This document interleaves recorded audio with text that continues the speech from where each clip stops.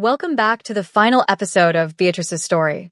If you missed episodes 1 and 2, go watch them now so you're not lost. This is where everything comes together. But before we go, make sure you're subscribed to my channel because I post interesting stories daily that you don't want to miss. Beatrice stood in Gis's office, her hands shaking as his words echoed in her mind. 2 months, maybe 3. The ruthless Mafia boss who'd saved her, fathered her child, become her entire world, was dying. Say something, Jisoo whispered, his voice cracking in a way she'd never heard. Please, Beatrice. Anything. She looked at him. Really looked. The weight he'd lost, making his sharp features even more severe. The exhaustion carved into every line of his face. The way he held himself like each breath was a battle. He'd been carrying this death sentence alone, protecting her even as his body failed him. I'm still angry with you, Beatrice said quietly, for not believing me about the pregnancy, for throwing me onto the streets when I was terrified and alone, for all the pain you caused. Jisoo's face fell, accepting the condemnation. I understand. I don't deserve your forgiveness. But Beatrice interrupted, stepping closer. I don't want to waste whatever time you have left being angry. Kido deserves to know his father. And her voice broke. I don't want you to die thinking I hate you. Because I don't. Despite everything, despite how hard I tried not to, I love you. The confession hung between them, heavy and real. Jisoo's eyes filled with tears. You love me? Even after everything I did to you? I tried not to, Beatrice admitted, her own tears falling freely now. I tried so hard to protect my heart, to keep you at a distance. But watching you with Kido, seeing how devoted you are, how much you've changed, Jisoo, you're a good man who made a terrible mistake out of fear.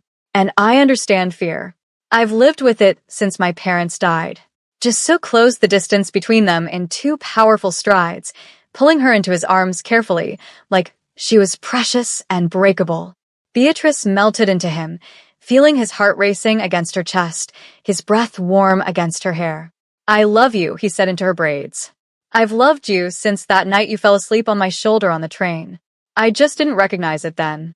And now that I finally have you, I have to leave you. Don't. Beatrice pulled back to look into his eyes. Don't talk about leaving. Not tonight. Tonight, let's just be together. You, me, and Kido. A family. Jisoo cupped her face in his hands, his thumbs wiping away her tears. Marry me. Beatrice's breath caught. What? I know I'm dying. I know it's cruel to ask you to become a widow before you've even been a wife. But I need you to know that if I had time, if I had years, I would spend every single one loving you. Marry me, Beatrice. Let me be your husband for whatever time I have left. Beatrice looked into his intense eyes and saw everything. Regret, love, desperate hope, fear. This dangerous man who'd been a stranger months ago was asking her to be his wife, knowing he'd leave her far too soon. Yes, she whispered. Yes, I'll marry you. They married 3 days later in Jisoo's compound garden with only baby Kido in his carrier, Mrs. Park the new housekeeper, and Jisoo's attorney as witnesses. Beatrice wore a simple white dress that hid her still-healing body from childbirth. Jisoo wore a suit that hung slightly loose on his thinning frame. They spoke vows through tears, promising to love each other for whatever time remained. When Jisoo kissed her, Beatrice tasted salt from both their tears and felt the trembling in his weakening hands. He was fading already, the disease stealing his strength day by day. But in that moment, holding each other as winter gave way to early spring, they were completely happy. The following weeks were the most beautiful and heartbreaking of Beatrice's life. Jisoo arranged everything. Financial security for her and Kido that would last generations.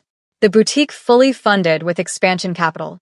Investments and properties that would support them forever. He recorded video after video for Kido. First birthday messages, graduation speeches, wedding day advice, random thoughts about honor and strength and being a good man. Beatrice would find him sometimes, sitting with Kido in his arms, crying silently as the baby slept against his chest. I'll miss everything, he told her one night, voice breaking. His first word, his first step, his first day of school. Everything that matters. He'll know you, Beatrice promised fiercely. I'll make sure he knows every single thing about you. How brave you are, how strong, how much you loved him. They spent every possible moment together. Jisoo reduced his criminal operations to almost nothing, delegating to lieutenants who'd waited years for more authority. His mornings were for Kido, holding him, talking to him in Korean and Swahili, singing lullabies that made Beatrice's heart shatter. His afternoons were for resting, the exhaustion overwhelming him more each day. His evenings were for Beatrice, talking for hours, making love carefully when he had strength, simply holding each other when he didn't. "I'm not afraid of dying," Jisoo told her one evening as they lay in bed, Beatrice's head on his chest, listening to his heartbeat. "I'm afraid of leaving you alone, of Kido growing up without a father, of all the moments I'll miss." "We'll be okay," Beatrice said, even though she wasn't sure she believed it. "You've made sure of that. And you'll always be with us."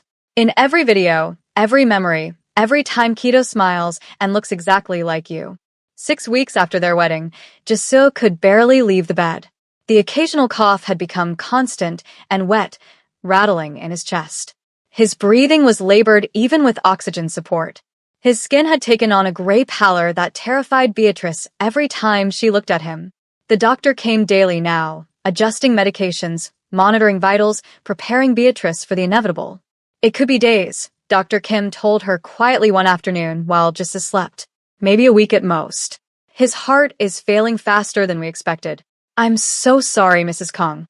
There's nothing more we can do, except keep him comfortable." Beatrice nodded, unable to speak around the crushing weight in her chest. Mrs. Kong. She'd been his wife for 6 weeks, and soon she'd be his widow. That evening, as Beatrice sat beside Jisoo's bed with Kido in her arms, Jisoo stirred awake. His eyes, once so sharp and dangerous, were clouded with pain and medication. "Beatrice," he whispered, "come closer." She moved to sit on the edge of the bed, Kido making small baby sounds between them. "I need to tell you something," Jisoo said, his voice barely audible. "About your uncle." Beatrice stiffened. "What about him?" "I've been working with investigators since you came back, tracking his movements, gathering evidence of what he did." He coughed violently, and Beatrice held water to his lips. "He's in Tanzania. They found him 2 days ago. He'll be extradited next week." Jisoo continued with effort. "I wanted to make sure he couldn't hurt you again, that Kido would be safe. My lawyers have everything.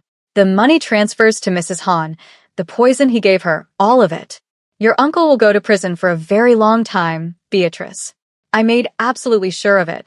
Fresh tears spilled down Beatrice's face.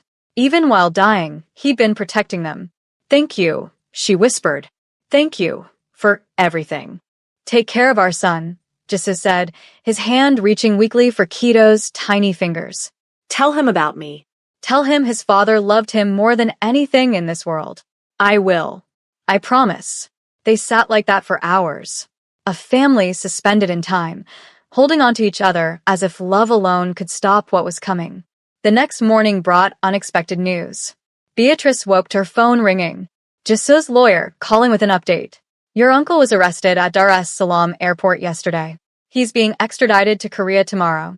The trial will proceed quickly given the overwhelming evidence." Beatrice looked at Jisoo, who was awake and listening weakly from the bed. "He'll want to be there," she told the lawyer. "For the trial." "Mrs. Kong, I don't think that's physically possible." "I'll be there," Jisoo interrupted, his voice stronger than it had been in days. "Even if they have to wheel me in on a hospital bed, I'll be there." 3 days later, Uncle James was arraigned in Seoul. Beatrice sat in the courtroom, Jisoo beside her in a wheelchair, oxygen tank attached, looking like death itself, but present. Kido was with Mrs. Park at home. James looked smaller somehow, diminished. When he saw Beatrice, something ugly twisted across his face. "You did this," James hissed as guards led him to the defendant's table. "You destroyed your own family." "You tried to kill my baby," Beatrice said, her voice steady and cold as ice. "You paid someone to poison me. You're not my family. You never were." The trial lasted 2 days. Mrs. Han testified, weeping as she described how James had manipulated her, shown her forged medical documents, paid her 2 million won to spike Beatrice's drinks with poison. The prosecution presented devastating evidence. Bank records, the vial of poison recovered from Mrs. Han's home, medical records showing toxins in Beatrice's bloodstream. Jisoo's testimony was brief. He could barely speak, but it was powerful.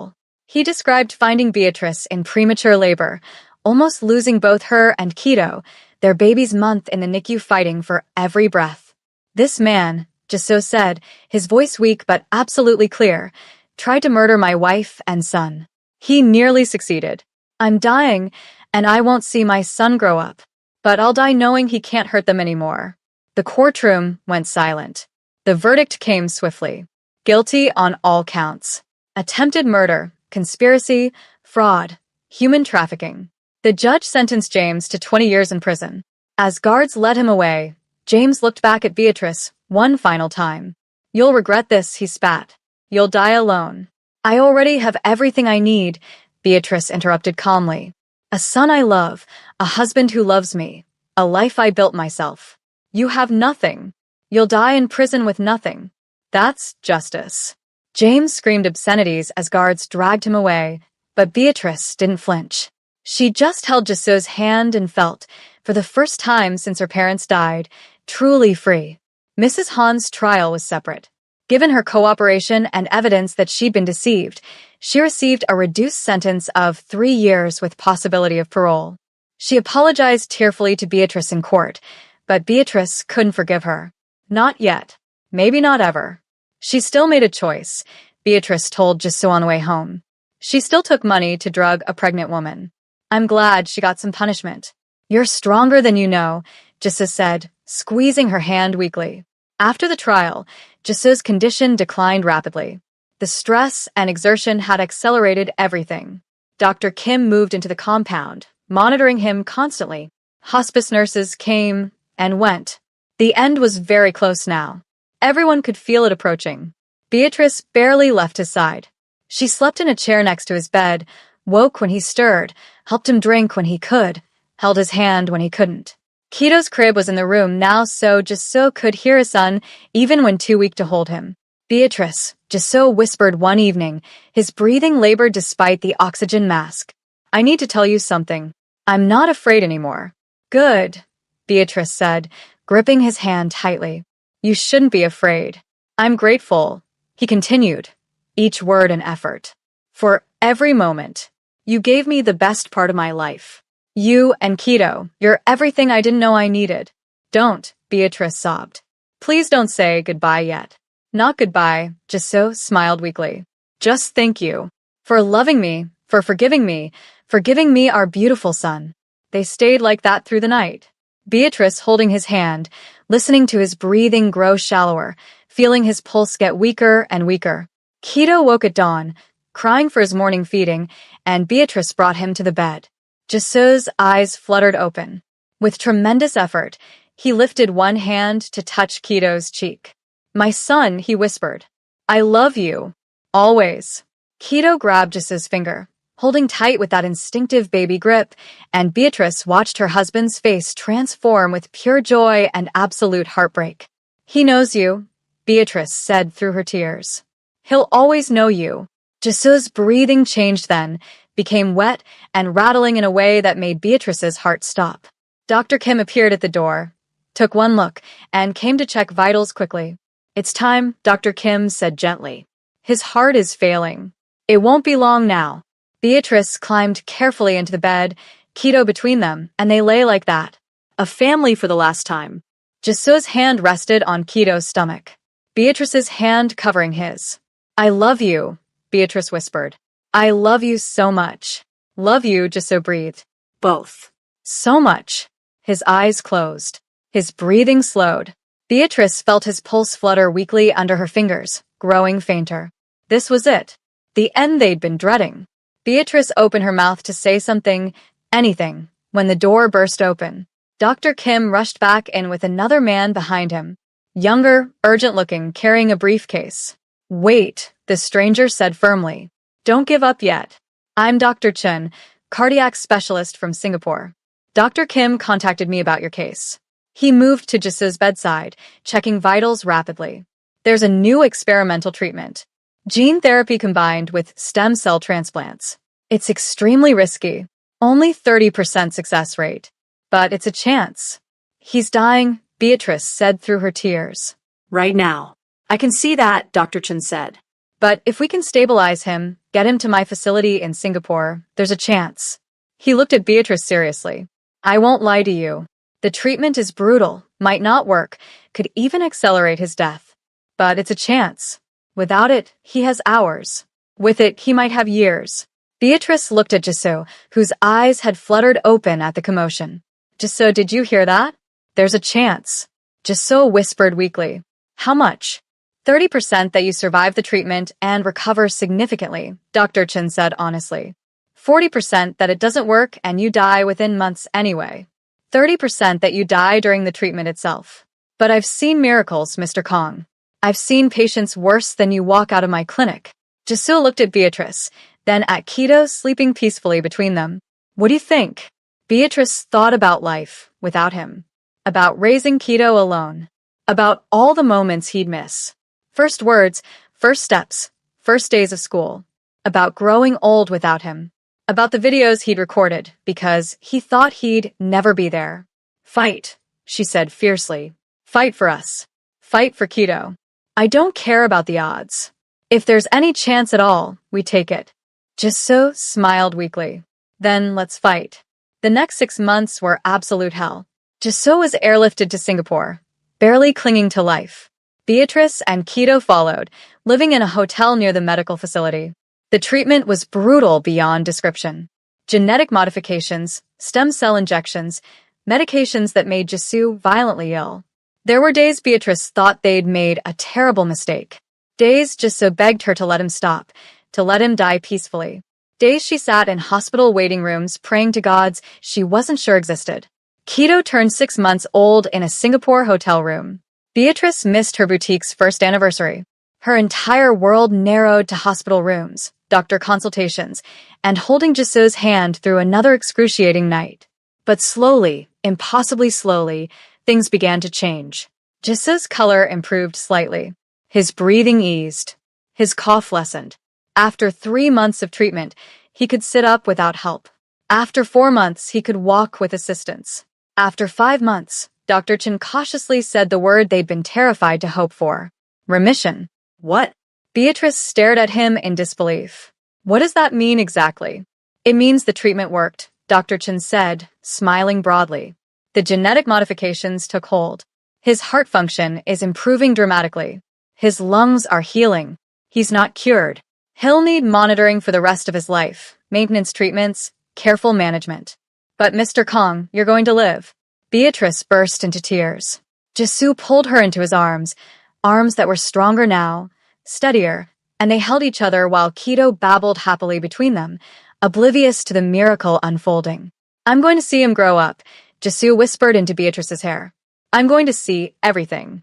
They stayed in Singapore another month while Dr. Chun ensured the improvements held. Then finally they went home. Korea in late summer was beautiful.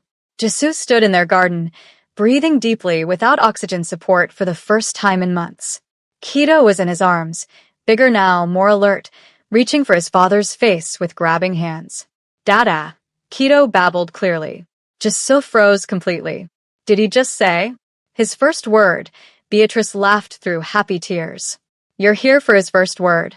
Jisoo kissed Kido's head, then reached for Beatrice, pulling her close. They stood like that in the garden. A family that had fought death and won, holding each other as summer turned to autumn. The boutique had thrived in Beatrice's absence. Grace and Mina had managed brilliantly. Jisoo's operations had continued under his lieutenant's leadership. Everything they'd built had survived. But more importantly, they had survived. 6 months later, Beatrice stood with Jisoo at his parents' graves he'd avoided for years. He'd reconciled with his estranged family, made peace with his past, rebuilt bridges he thought were burned forever. I never thought I'd be here, Jisoo said quietly, staring at the headstones.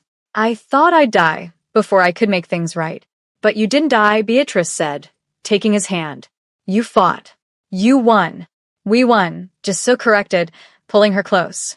I couldn't have done it without you. Kido toddled between them, walking now his latest milestone, and grabbed both their hands. They stood like that in the cemetery. A family that had survived betrayal, poisoning, attempted murder, and terminal illness. A family that had earned their happiness through blood, tears, and refusing to give up. That evening, back home, they gathered in the living room. Jisoo pulled up a file on his laptop. All the videos he'd recorded when he thought he was dying. Should we delete them? Beatrice asked. No, Jisoo said thoughtfully. Let's keep them. Show Keto when he's older. Let him know how much I loved him even when I thought I'd never see him grow up. Let him know that love is worth fighting for. Beatrice rested her head on his shoulder, the same way she'd fallen asleep on that train that felt like a lifetime ago, and watched their son play with blocks on the floor. I have something to tell you, Beatrice said quietly. Jisoo looked at her curiously. What is it? I'm pregnant. Jisoo stared at her, shock and overwhelming joy flooding his face. You're having another baby?